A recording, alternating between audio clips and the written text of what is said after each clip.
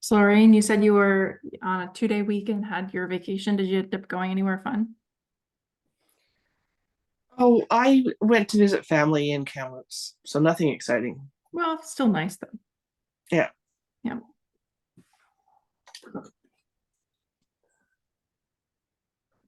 See, Shannon and Mukesh have joined. Let's give it another 30 seconds and then I will kick off the agenda and we will jump right in. And for anyone that just joined, Thomas mentioned this earlier. Randy sent his regrets today. I've got an email from him on one of the discussion topics, and I will just share that when we get to it.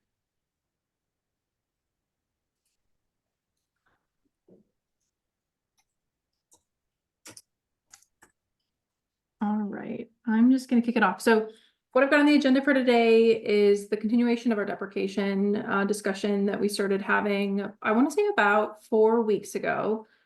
As a result of having to kind of make a decision within the spec and not necessarily having an underlying protocol governed by governance on how we wanted to deal with it and how we would action a pending motion that we had regarding one of our profiles that was recommended for removal. So we started we spent, I would say, our first session where we were exploring deprecation, really talking about precedents and like trying to understand what we knew from HL7, from ANSI, from, documentation that we have on Confluence for V2 and for FHIR on, when do things get deprecated versus withdrawn, and can we see patterns that exist in the base specification and other specifications that help us understand how our materials should consider deprecation or withdrawal or removal in our processes. And then last time that we met as a governance group, we got to talk a little bit about which of those mechanisms we wanted to use at which time. So we spent a good deal of our conversation around publication as essentially a gate or a threshold for when we might choose to behave differently and kick on some of the kind of decision tree paths for deprecation and marking something as deprecated. And we kind of ended our conversation around being in a little bit of a undecided place in terms of some of the finer details for, when something is deprecated, how long until it should be removed, and should that be something that is done on a, purely a cycle basis or a time chronological basis or some mixture of the two. And we said, because we couldn't come to a conclusion by the end of last call, that we would spend today really talking through the finer details and then actually shoring up, like, this is our protocol. Here's the rationale for why in a way that would be super understandable to our future readers, that could be referenced by any of our profilers that are trying to make these decisions within the specification. And so that, 2 years from now, if we have the same question, we have a really simple document that we can go to either, through our materials or even within the spec that will tell us, how do we want to behave. The last thing I have, it's kind of been on the agenda for a while now. We haven't really had a chance to talk through it too much, but is just talking through what our approach to our contributor section should be and how we identify folks that aren't on the initial list, that should be on the list, because it's been a really long time since we started meeting and talking and contributing to the spec. Is there anything on the agenda that folks were anticipating and that they want to make sure makes it on for today's governance call? All right, I guess we will jump right in. Just as a recap, I think a lot of our conversations are happening in the context of trying to prepare for a 1.2 release, which is we're trying to put breaking fixes in. So essentially we had some areas that were actually making it more challenging to utilize our FHIR package due to some of our invariants. We've been working really hard on trying to resolve and address all of those major errors with a goal of having those fixes in place before we move to a 2.0 update, which would have our change to our canonical URL, be part of overall QA, and be put forward for a ballot and official publication. So a lot of the conversations that we've been having recently, I think, are really relevant to this kind of sequencing that we're anticipating is going to be coming up for the baseline, because once, for example, we do publish, a new kind of degree of maturity and stability, following the actual reconciliation after the ballot, is in place for our materials. And so we just want to make sure, while we're preparing for that we've done our due diligence on our materials ahead of time. So I gave a little bit of the recap. So, and I'm just apologize for anyone that's heard this for 4 weeks in a row. Effectively, our need for a formal process is coming out of a pending motion that we have for removal of tobacco use smoking status profile. We've talked through that one ad nauseum and landed on a pending motion. And we've spent a good deal of time in our governance kind of going through what our options are and landing on ones that we think, at least in kind of at a high level, we feel comfortable with.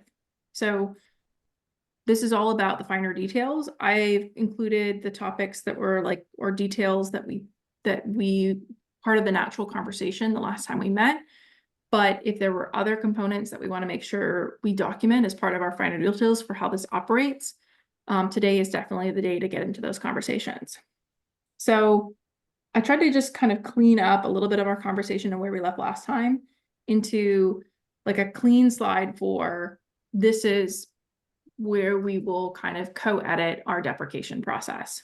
And the major like divide that we talked about last time that was meaningful was formally published, as in the content was part of the guide when it went through to a ballot and was reconciled and then published, declared as, kind of post ballot.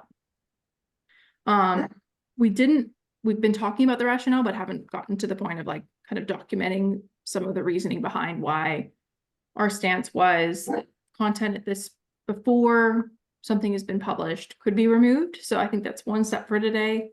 And then the second piece is kind of everything after that threshold.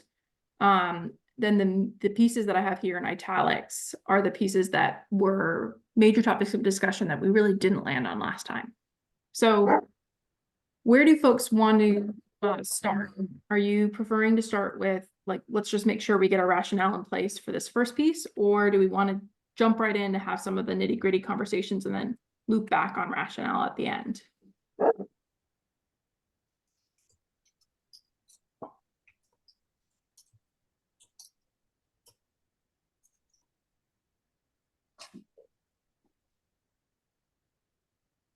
Any preference? Okay, well then I'm going to go to the one that I think was probably more engaging in terms of a conversational topic. At least it was the last time that we started to delve into this, which was after a content that we have produced is formally published, if we make a decision to deprecate it, I think we were all in agreement that the deprecation status should be applied. Where I think we didn't have consensus was the period of time or the number of cycles that the content should stay in the specification and potentially in the package, and before it is formally withdrawn.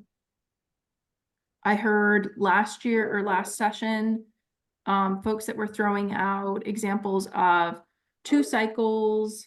I think I heard 2 years. Let me just double check. So we heard 2 publications as one of these, and a little bit of discussion around 2 publications, meaning at least one of these would be a major version that the content would be removed on. So let's hear from the folks that I think, Thomas, last time you had said it might make sense to have some of this tied to years in case we published we had more than 2 major and or minor releases in a 2-year period. Sheridan, Yep. sorry, before we jump into that, do we agree that these are the only two categories? Oh, you mean content as being published or not published? Yeah, That's a good question. Do we, so in the context of driving difference in behavior? yeah. So I was looking at it a couple of weeks ago, and one of the things I came up with was you can have something that is formally published, but it's published as trial use or draft or something. All right, so if it's in a balloted IG, but that content itself is not actually normative. And is that a different category here? Personally, I think it is a different category. Even if we look at how, for instance, the international stand HL7 manages content changes. If something is still, definitely if it's draft, but if it's still in trial use, the expectation is that it may change as a result of that trial use and probably doesn't require the same formality in terms of deprecation. I don't know if we want to go as far as applying like the maturity levels to that conversation,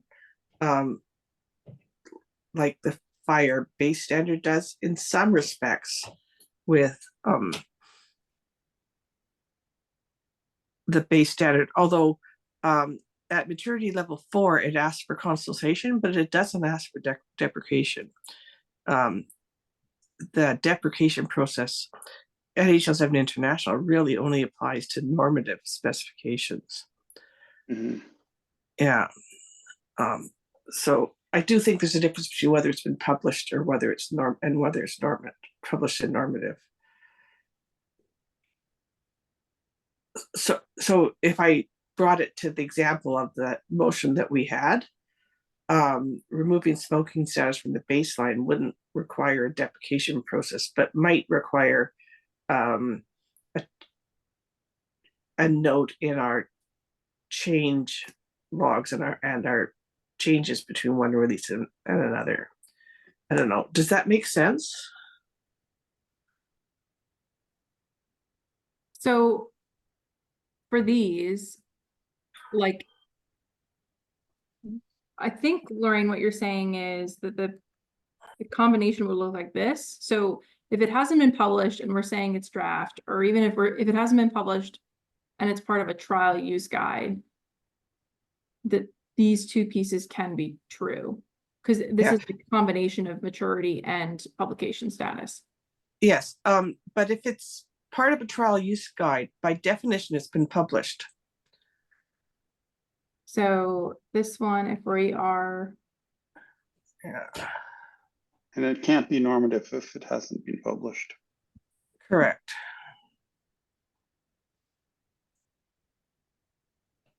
but we could put a draft up for ballot and published as draft. Yeah, there's plenty of FMM level 0 or 1 content in FHIR release 4. Yes. And even release 5.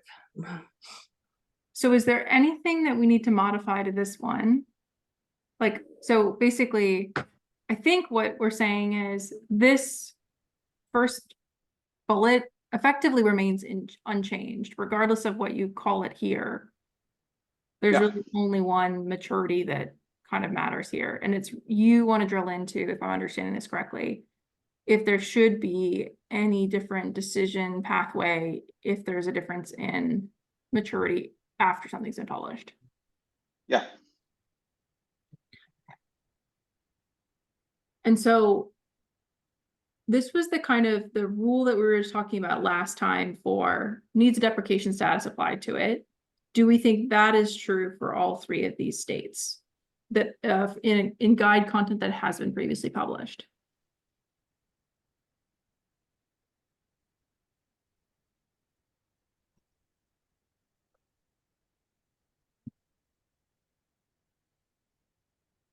I'm assuming we're comfortable with at least Yeah, this. I'm gonna ask you to ask the question again. I was just trying to get my head around it.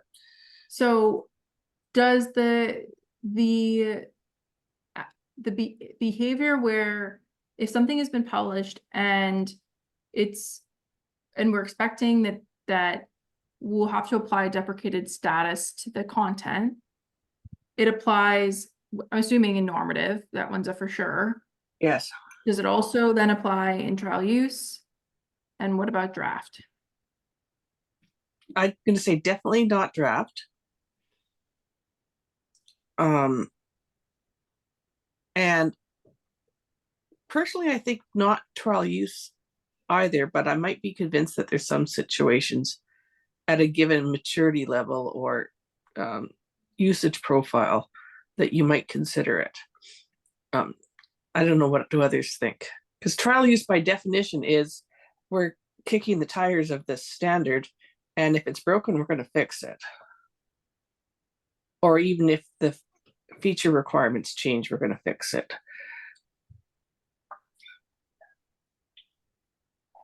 Yeah, like That's true. isn't trial use like, there's no guarantee that it's gonna stay the same? Correct. So, it wouldn't really be deprecated, it would be updated or enhanced or some other word Well, to that effect. part of not staying the same could be removal, though. Yeah, but it wouldn't need to be deprecated, it would just need to be like abandoned. Well, Well, I mean, removed and there's noted really sort in of release two- notes kind of thing. Yeah. Yeah, there's two options for something we don't want people to use. We either deprecate it and leave it in there and say this still exists, but please don't use it, or we just pull it out. And I think at trial use, we pull it out, but note in the release logs that that's one of the changes that was made in that release. I think so. The example I would give would be pulling animal out of patient between STU3 and R4. That's an example.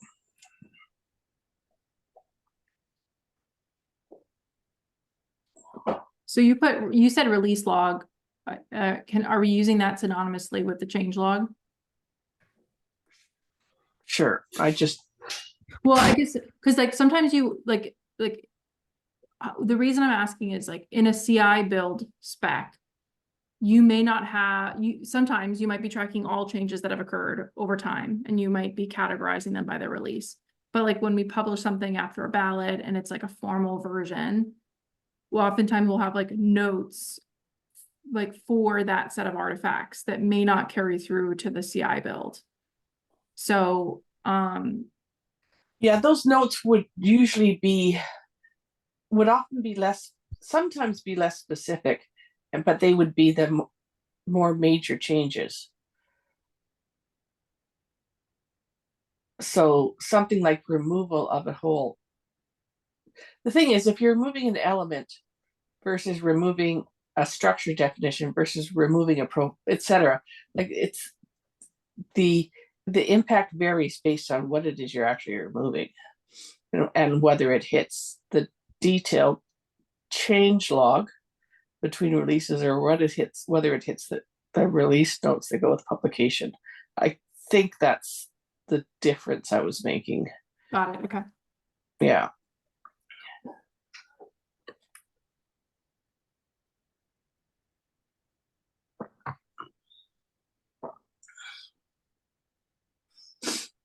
Because it's expected to have some form of impact.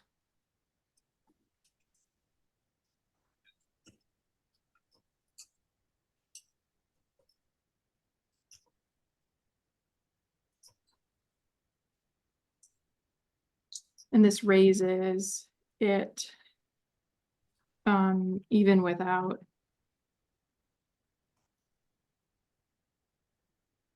deprecation status. So then I put this kind of question mark here for really both to begin with.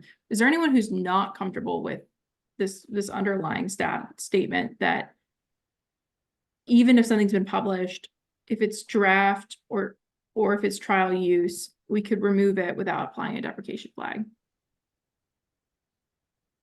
Can we try the line with the international standard, FM protocol? Well, the international standard is that they just remove it without, Well- if it's trial use. I'm talking about the FM 0 to 9. Yes, FM well, 0 to 9.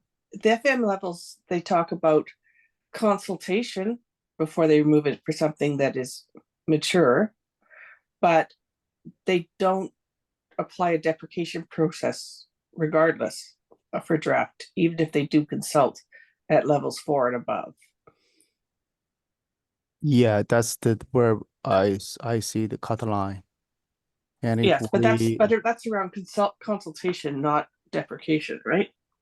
no, I do agree. And so in that manner, based what you said and my understanding as well, if equal and below FM3, and we can treat it as how to see this draft or STU whatever, we can remove it directly, but make sure we could have some warning message with all the specific content. Here, my understanding is not IG level, but the resource and under level and element value set extension of those lower level fine granular level content to do this manner.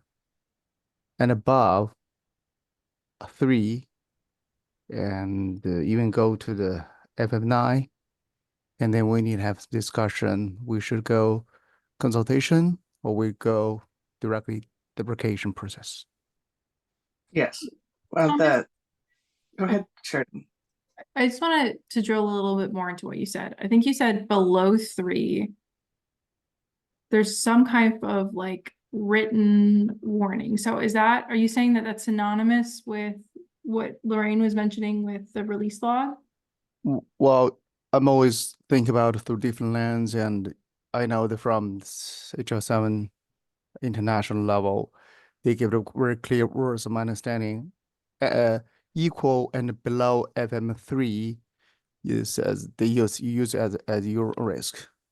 In that word, with that words, I would say we should first we should do our due diligence for all those content. Well, I will give more concrete information, the content, resources, profile, elements, and more and other fine, fine-grained resources entities. We should provide warning message first. And once there is a changes, we could remove directly without any further notice, without further consultation. Yeah. What do you mean by warning message, Thomas? For example, we put one element in the patient profile, X element, and we put as, TU, which is supposed to be FM3, and then we said in the short description or long description, this is a TU element. It might be removed in the next version, and there's no guarantee to have this element, but you can find in the FHIR standard, find a routine statement, use at your risk. Well, that's true of all trial use elements, which almost the whole standard is right now. Well, that's not the case. I would like to question. And if we treat one whole IG as a status, well, that might not really applicable. Sorry, this kind of person might not applicable, no matter deprecation or whatever, directly remove.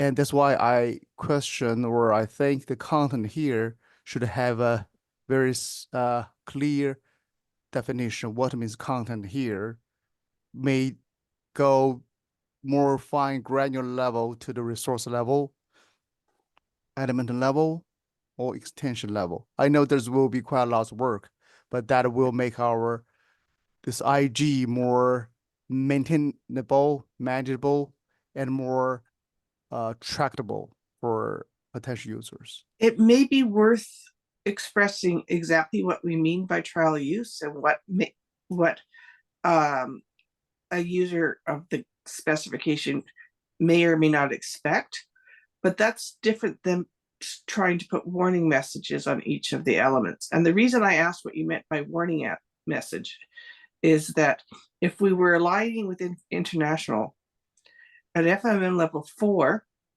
they would conduct a consultation and put questions out in Zulip and sort of get some feedback.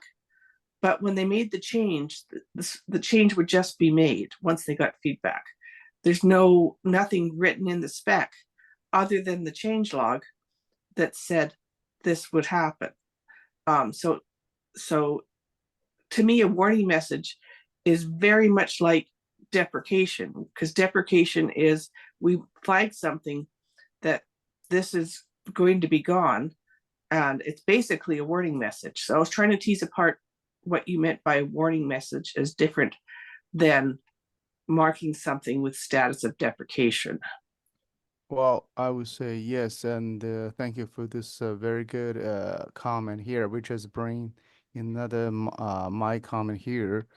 Well, here what I heard and based on my understanding, we're not just talking about this deprecation process, we're talking about a policy setup here, and from a governance perspective, and this deprecation only be treated an exercise here to contribute how we build, create our or draft or our future, the current future policy regarding the IG work and as well as itself.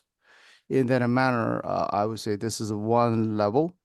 Another thing, as I do agree with you from a certain point, deprecation actually bring more damage to the IG than all those draft STU, because if we have done our due diligence, not for each element, but at the very beginning of the IG, give all those warning message, and then to ensure the potential users or those users have a good understanding, know their risk to adopt all those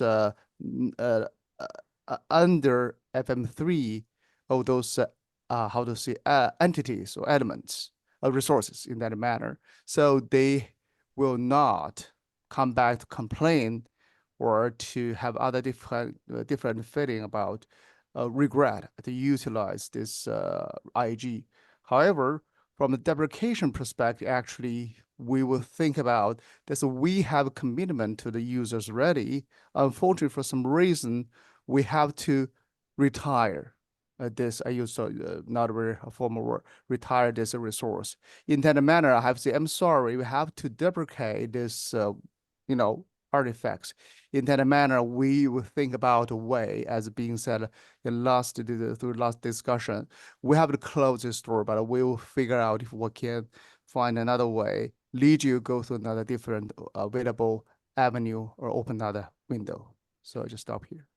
So I think I put this piece here, which is to say that, like, regardless of the deprecation process, I think we need to ensure we have a page on maturity and how to understand the maturity used in the guide, just to make sure that folks understand when we publish at any point in time what the respective levels mean in terms of the ability and the stability of, any of the profiling decisions that are made in the baseline.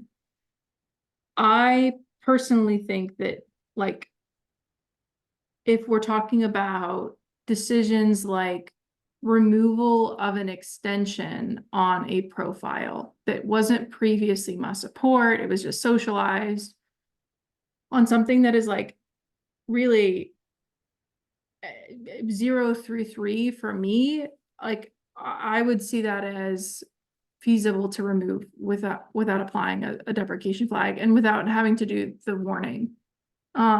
Because given where something that is FMM 3 and below, and if it isn't something that is like in the baseline as like a hard constraint, it would become really burdensome if we had to like document every single time we made a modification to an extension or removed a must support, because we're already doing that documentation in our issue log and in our commits. Like we have a history of all those types of decisions. I think having to do those, like triplicate that in the materials before FMM3 in the change log would be a lot. Maybe I didn't state it very clear way. I do. If I heard you understand it correctly, sure, then maybe Lauren as well. I think if we have this, how to say, the statement, the warning statement at the very beginning in this, introduction segment already to give just like you just presented, showing on the screen that FM, all those levels, those descriptions, and in our IG of the first page or in specific segment, that's okay. We don't really need down to provide those warning message for each data element. Sorry that maybe I didn't specify it very clear. So that's quite a lot of burden in that matter. But we should have this warning message somewhere, at least one place in the IG, because that will be more think about is it's not a legal binding obligation, but it's really our how to see a provider's obligation to inform the users, even that they might not have any chance to look at it international, any relevant content, they come directly to the baseline. We have this information for you. We treat it as a comprehensive IG, not a piece of IG, which is has a lot of kind of dependency, call it, to the HL7 international content as a context. But as do I say, there's always context from the international standard, but try to minimize those kind of contexts to minimize burden from user perspective, to do this kind of cross-reference between the international with a baseline. So if we're going back to kind of the separation, I pulled up the separation between trial use FMM3 and 4 and 5. Lauren, you had said at 4 above 3, there is above 3, there's sometimes consultation. I'm guessing that the pattern would look something like we were following, would look something like this plus consultation. So And let me zoom in just a second. yeah, sorry, I'll close out of this guy. So I can go like this. So draft, remove entirely without deprecation flag. Trial use, content can be removed without deprecation flag. When it is removed at FMM3, then it should be noted in the release log. When it comes to above FMM3, content is removed. I think we're saying content can be removed. Maybe. But that it also requires consultation. I'll move up where that is. Like that.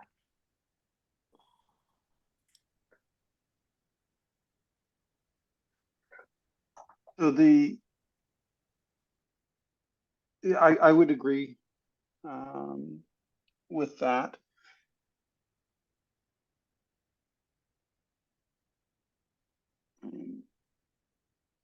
Yeah, I was going to make another comment, but I realized it's redundant.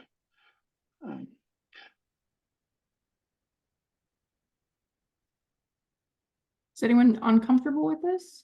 Kind of, at least this part, like the separation that we have here.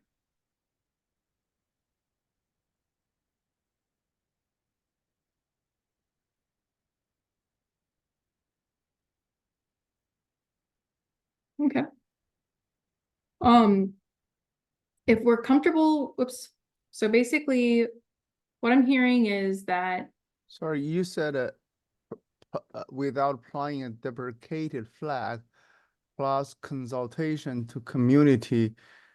Can we make it clearer? So content can be removed entirely without applying a deprecated flag and without consultation to community, without content that is, Is that clear? Let's see. because my Following understand- consultation with community, content can be removed. sorry? Start it. Okay, yeah, content can only be removed after, yeah. Great, thank you.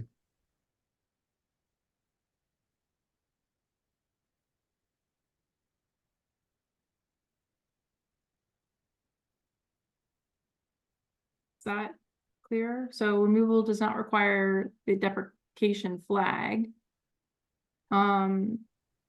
Anything that's removed at this stage should be noted in the release log. Zoom into. I'm not sure if my understanding is used, maybe change the plus with like comma here. Yep. No, just for the trail use, yeah. But when you go to plus, I mean, there's the continuity of the previous sentence and it's totally different, negated the meaning. And content should be removed, okay. So I just did that to both.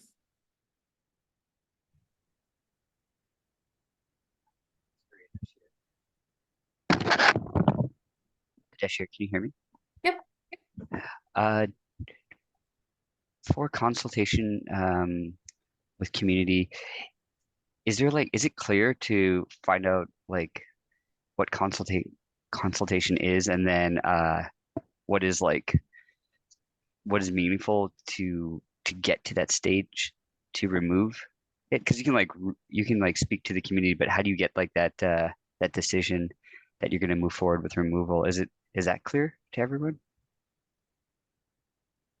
Well, let's talk about what we would see as fulfilling that requirement. So Elliot, you said today that's done, like usually is like a post on Zulip if it was something in HL7 International.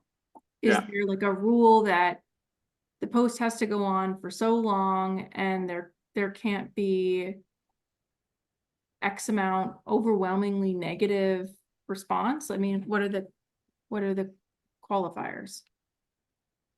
There aren't really any. Okay. I think it's sort of play fair. It's a Mhm. judgment call that FMG makes, actually, for the most part, is there aren't any written. This says you need to provide a good faith effort, Right. but there aren't any specific rules. Yeah, I don't imagine it being so like detailed, but like just as long as the intention is kind of clear. I think But, like, it's a a little play- bit similar to our Canadian process when we want to do something with OIDs or URIs. We have a Yeah. process where we send out a note to the forums, and I think for that it's the FHIR implementers and HL7 Canada forums, and ask for feedback and see if we get any, and then make a decision. Mhm. And I think that's basically what is written down as our process for change to an OID specifically. So I think in some ways the consultation expectation might be similar. We would be providing notification on the appropriate forums, which are probably at a minimum FHIR implementers and HL7 Canada, but might be others, is how we would consult. And maybe the consultation process is something that's a separate note and not right in the middle of the deprecation process, what it means to consult. Mhm. But I do agree with to borrow the OID consultation process in, I think it's 6 months. No, it's much shorter than that.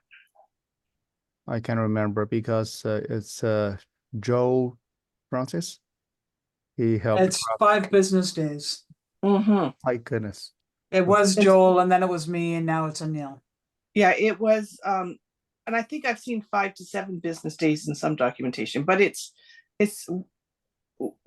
measured in business days and not weeks or months. Because frankly, when someone needs a change, like for instance, on the OIDs and the URIs, they need an answer relatively promptly. Or when they need a new one. Yes. Now, And go ahead. maybe think about 6 months because compared with this FM4 and above, under normative, there's really as you said, and there's really a judgment call. I do agree with you. This is really some uncertainty, quite a lot of uncertainty there. It's not a zero, it's not a one, and so I think 6 conversation. months is too long though. Yeah, I was gonna say I think it's way too long, by orders of magnitude. Yeah. I could see a month at the personally at the longest, in terms of the. Well, that might really That's what we're talking about consultation. We're not talking about deprecation notification and things, right? We're just talking about consultation for a change. that will relevant to the type of a consultation or formal consultation. If we know all those users or maybe current users, we will send out the the consultation notice. But if not, we just post it on the InfoWay website, for example. Just to give one example. I'm not sure 1 month is long enough to allow all those current users to go to the InfoWay to take a look at what's current posted information and express or give their feedback. Well, I mean, if you look at HL7 International, their ballot period is a month. Yes, And and that ballot period is much more formal than just requesting consultation. Sorry, I thought I heard Elliot try to get in. Yeah, I was going to say, this is seeking feedback from a larger group than this call. And within my feeling is certainly a month, perhaps even 2 weeks. Anyone who is engaged should have an opportunity to raise a flag. But remember, this only will take effect as part of a ballot. So you still have the chance to comment in the ballot and say, I'm objecting to this being pulled out. I want it still in there.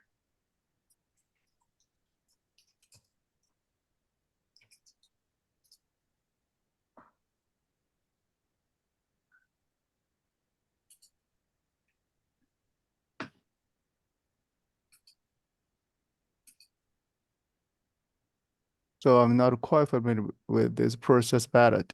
My understanding here, if once this certain, let's say, extension being pulled out, will it be go to the ballot as well, or we just totally disappeared for the next ballot?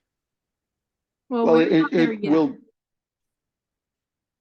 Sorry, Elliot. I would think that in the next ballot, there would be a note, like if it's a piece of it that's being removed, there would be a note saying this piece is being removed. And if it's the entire thing that's being removed, there would be a note saying this entire IG is being removed.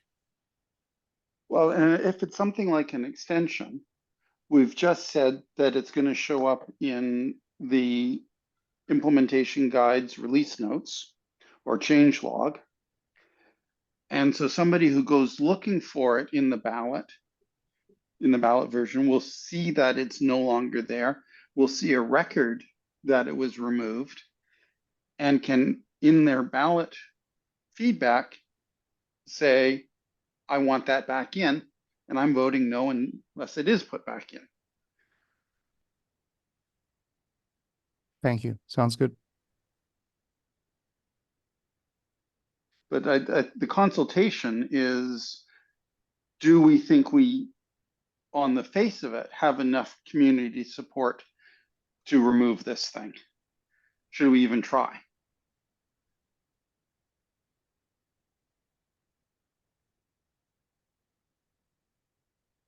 My thought actually just my original thought actually is just count on this community. I still treat a very small group of folks, and there might be unknown other, users.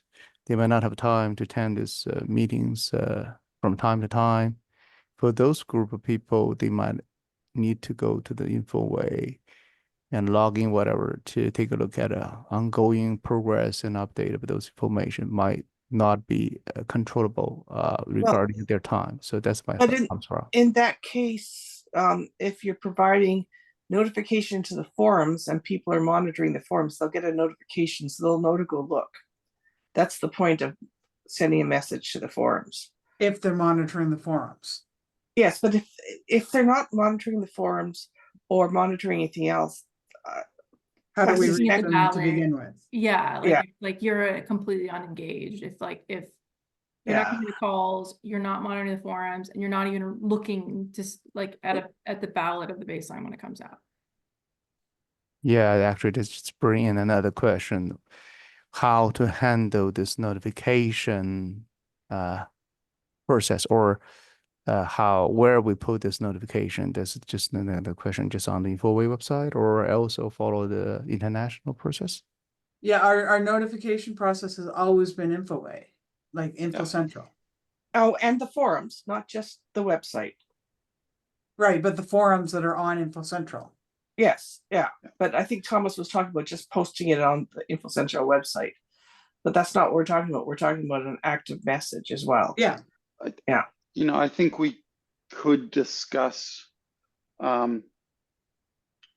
since this is under the auspices of HL7 Canada, and we have a list of HL7 Canada members, there could be an opportunity for a email communication to the membership. Yes, which I think there should be a fairly high overlap between the HL7 Canada members and the members of the HL7 Canada forum. But yes, you're right. We could actually explicitly send a note out to the HL7 Canada membership. But I'd say if you're not engaged in either of those, you've given up your right to comment. And actually, if you're not engaged in either of those, you're not going to be aware that there's a ballot coming. And so you're just accepting what's coming down the pike anyhow. And on top of that, it's also a baseline spec. It's not a spec that sits over how a system will operate. It's here's how we currently understand a starting point and what is shared from a use case agnostic perspective among Canadian implementations.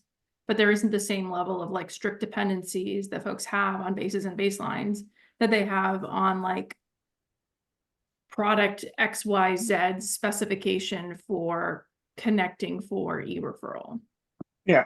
Now, granted, we're talking in the context of the baseline now, but I think many of us hope that this will become an HL7 Canada level process, not just a baseline process. Yes. Yeah, that's what I'm thinking of it as. Yeah. So I put the note about like we could further augment this, with an email. I think like if folks are comfortable with this kind of at minimum where it is, knowing that we might want to continue to hone this, I think to the point that was made around like a more generic, whenever we use a consultation process, does this like working on what that looks like consistently? But I want to make sure that we have time to at least talk about the normative piece too. Something tells me we're not going to get into all of this cycles, but so assuming that this, like if this is scaling and like carrying through with each progressive maturity level, I just pulled down can only be removed after consultation to the community. Content will have a deprecated status on it because I think that's what we talked about last time. And I'm guessing notification of the deprecation flag will go in the release flag. Yeah.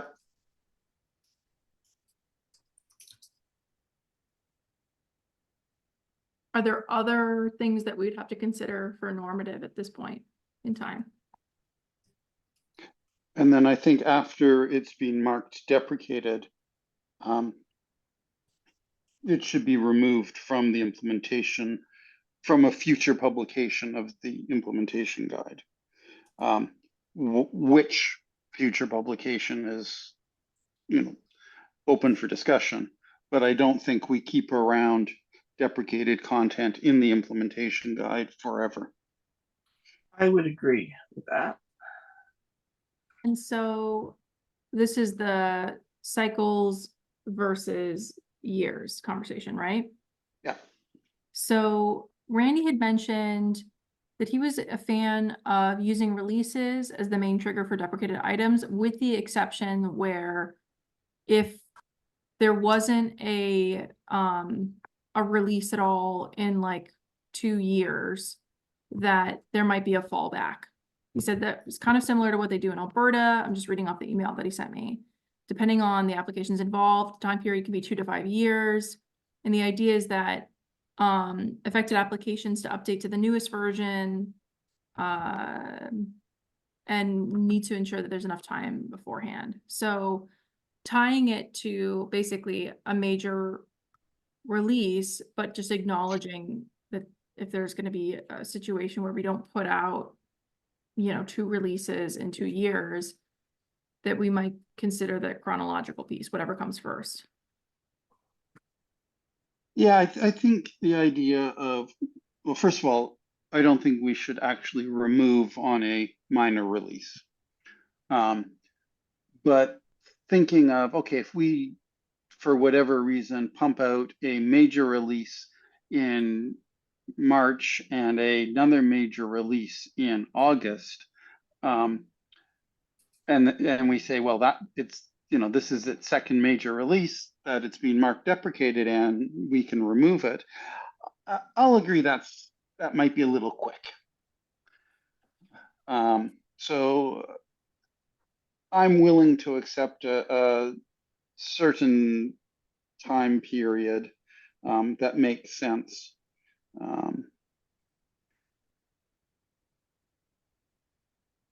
But yeah, or do we say, it's been marked deprecated in release 3, and if release 4 comes out 5 years later, that's fair game to remove it immediately in the next So one. are you suggesting 2 releases or 2 years, whichever comes first?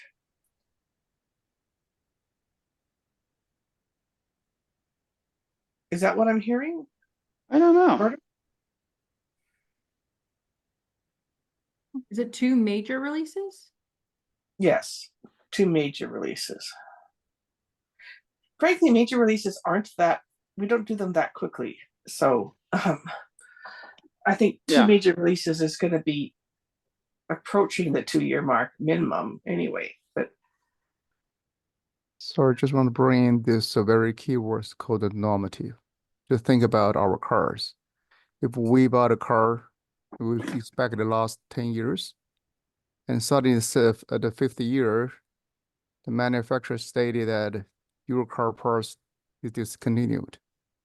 So what's your thought about it?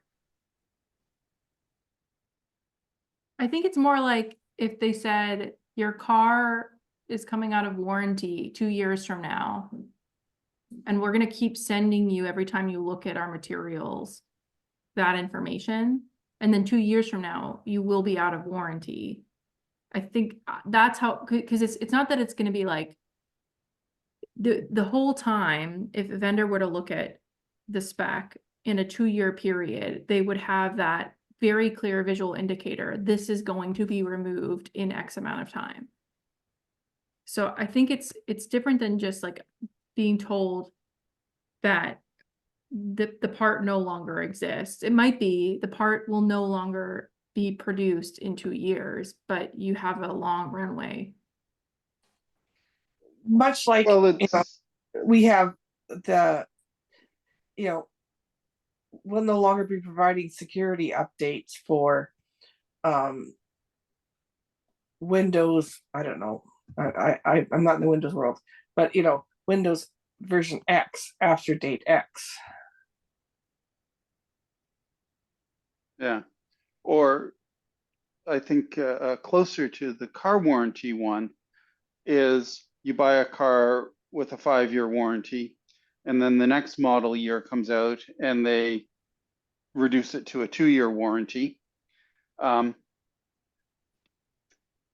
And so you either buy from that manufacturer the next time you get a car or you don't, right?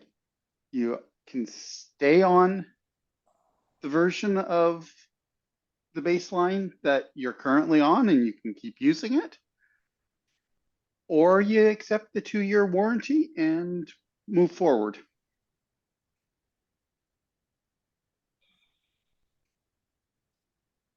Well, I think maybe move back to very straightforward about the definition about normative and on the HL7 International website, maybe easier for us to go.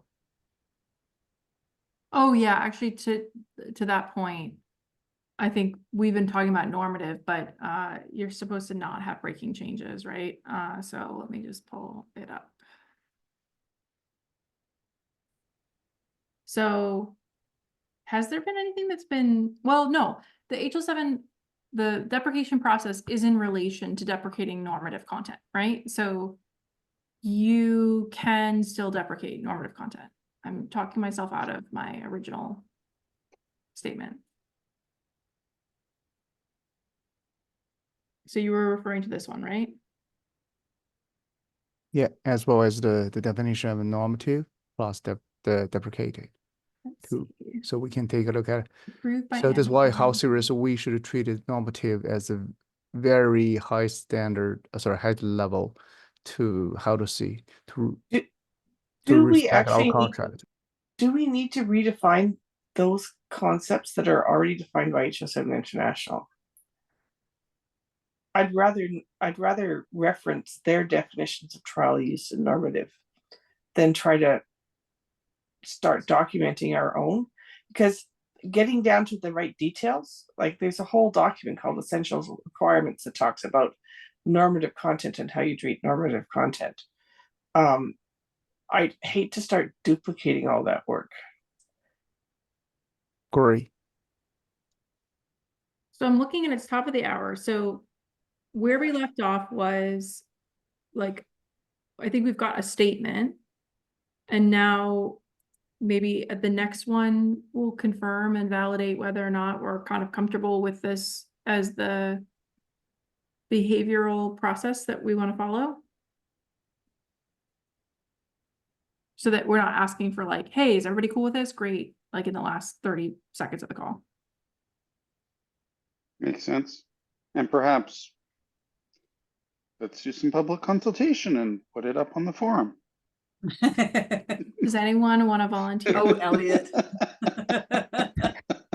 So we assume the consultation is a uniform, right?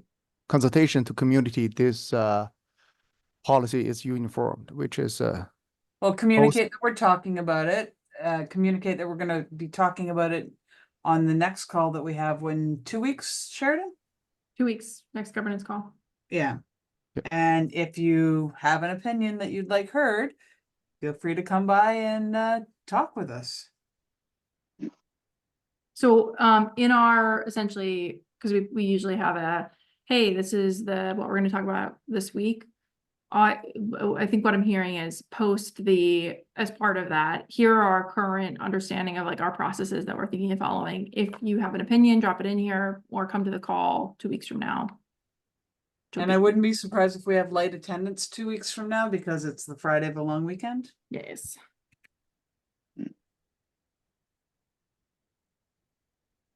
But at least we can try to solidify on how we as a community feel and talk about any feedback that we've received to date. Okay. I tried to capture some of the rationale as we went along, but that might be the other thing that we just want to make sure we cross our I's and dot our T's or vice versa on the next call. Sheridan, one thing maybe to add to the next call is whether we should be applying normative status flags to our resources. Also, profiles. So talk about, Our content. yep. Be applying normative. Okay, I will add it to the agenda. All right, with that in mind, have a wonderful weekend, folks. I'll see many of you next week. And looking forward to continuing the conversation.